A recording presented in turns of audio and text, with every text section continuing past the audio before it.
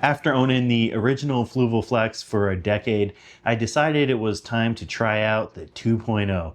In today's video, I'm going to give you a super honest breakdown of this tank and point out some of the differences between the original and the newest model.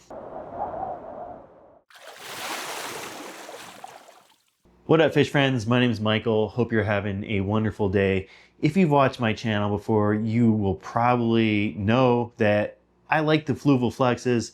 I've owned the original for 10 years, not just one version. I own quite a few. The 15 in black, white, the 9 in black, white, and then the 32 gallon, both in black and white. At this point, I only have 2 little flexes set up because I have a bit of an aquarium addiction problem, but that's neither here nor there. Let's talk about this flex, some of the differences between the original model and the new model, as well as some of the similarities. When you take a look on first glance, you know, it looks virtually identical to the original, and that's because it is. It has the same footprint and it has this same classic Fluval Flex curve from up to down. A lot of the bow fronts go from left to right, you know, but what makes the Flex special is that signature up to down curve. Super cool in my opinion. This all-in-one tank, meaning it comes with a filter and a light built in, everything you need except for like the aesthetics, the innards, you know, the plants and rocks and soil and stuff. It comes with everything you need to set up the tank. Now the filter is one area where the new tank starts to differ a little bit from the old one. The original Flex had 2 filter inlets, one at the very bottom and one at the very top, whereas the new one has little slats going all the way from the bottom to the top. So the original filter, the bottom one, would often get clogged up with soil, only leaving the top. And a lot of people use little sponge bits to block it off because the holes were big enough that shrimp could get through. But then these sponges would clog and you'd be worried about water flowing onto the floor maybe if the filter was backed up and stuff. Not an issue that I ever had, but certainly a possibility that the new design completely eliminates any risk of. Then when we go into the back chambers, instead of the original 3-chamber filter, this one now has 4. So there's still the same slot for your pump and for your heater, but for your filter media, we now have 2 different slots. And so it's pretty cool that you can accommodate the original sponge and ceramic ring, your typical Fluval Flex media chamber, and then the other one allows for input of filter cartridges, kind of like the ones you see on hang-on back filters. These are great for people who don't have live plants because the carbon will help to chew up some of the ammonia, subsequently reducing your nitrate concentration.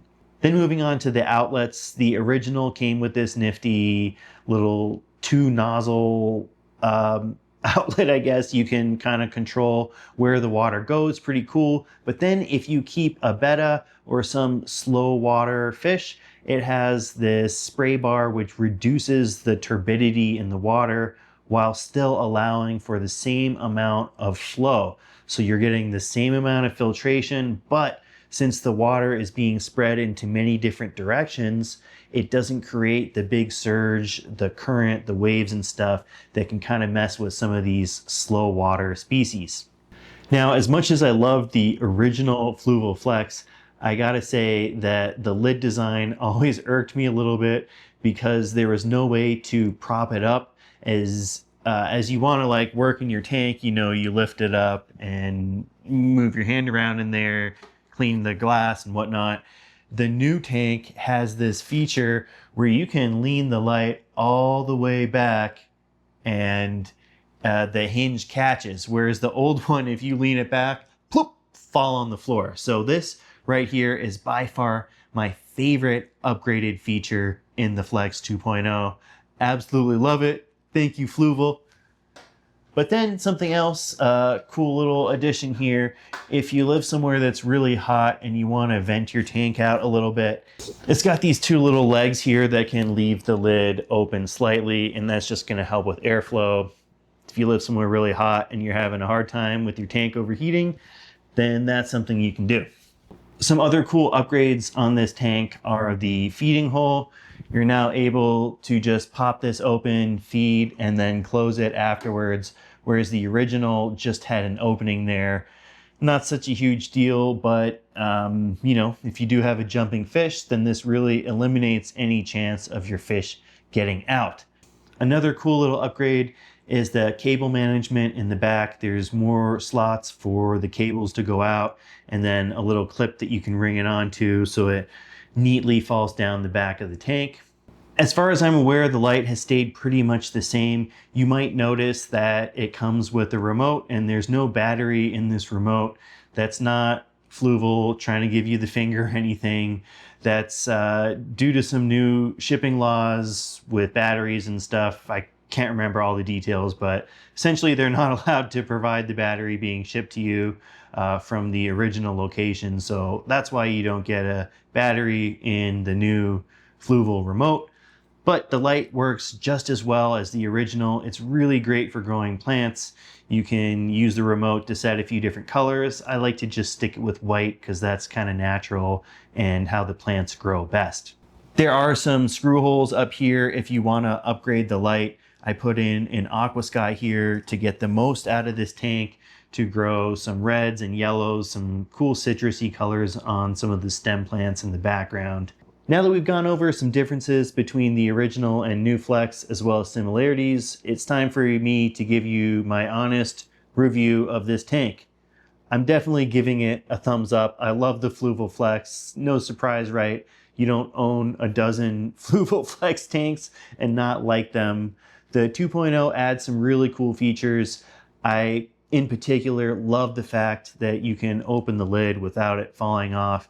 That's something that really should be connected to the tank. And I love how they have that new filter compartment back there with the slots going all the way from the bottom to the top of the tank. I think this allows for more optimal filtration and less potential for things getting clogged up and creating issues for you.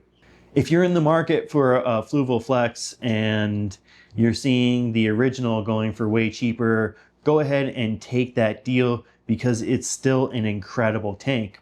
But if you see they're going for about the same price, which last time I checked they are, then you should probably just spring for the 2.0. It is the newer model and it's got some of these cool upgrades that I just mentioned that are totally worth investing in.